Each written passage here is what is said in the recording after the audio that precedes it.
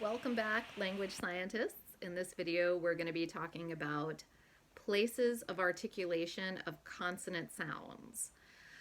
When we're talking about consonants, the number one tool in our phonetics toolbox to describe them is place of articulation. Place of articulation is a fancy way of saying where in the mouth or vocal tract consonant sounds are made. Places of articulation include the lips, which produce labial sounds like p, b, the alveolar ridge back here behind the teeth. If you put your fingers to your teeth in the back of your front teeth and then move it back just a little bit, there's a bony ridge that has a lot of little ridges on it. That's your alveolar ridge. It's right behind your front teeth, right here. And in English, we use the tongue against the alveolar ridge to produce the sounds t, d, and n. Now, a note about other languages. Those sounds that we produce against the alveolar ridge in English may be produced with the tongue against the back of the teeth in Spanish or Italian or Arabic. They may sound more like te, de, and n. So a little bit of a distinction between how we produce sounds in English and how we produce sounds in other languages. The third place of articulation that we will talk about most often is the velum, or the soft palate. Way back here, don't rub it too hard or you might gag yourself. We use the back of the tongue against the velum to produce sounds k, g, and ng, as in the ing sound on the word sing or talking.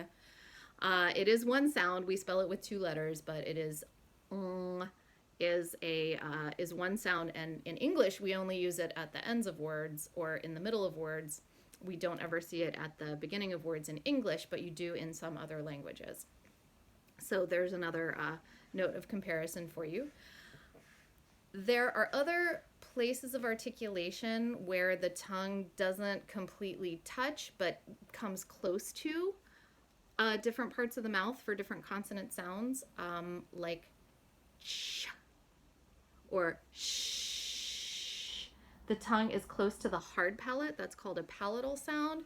It can be confusing because in lay terminology, we talk about the hard palate and the soft palate. Linguists talk about palatal sounds as being close to the hard palate, which is right behind the alveolar ridge. And we use the term velum to talk about the soft palate, which is further back in the mouth, and it's the soft part way at the top. So sh, zh are both palatal sounds. They're made with the tongue near but not touching the hard palate. W is considered to be our liquid W sound is considered to be a labiovelar sound. So it's made with the lips close together and the tongue near but not quite touching the velum in the back of the mouth. So if you practice saying that, you can feel the up front part and the way in the back part.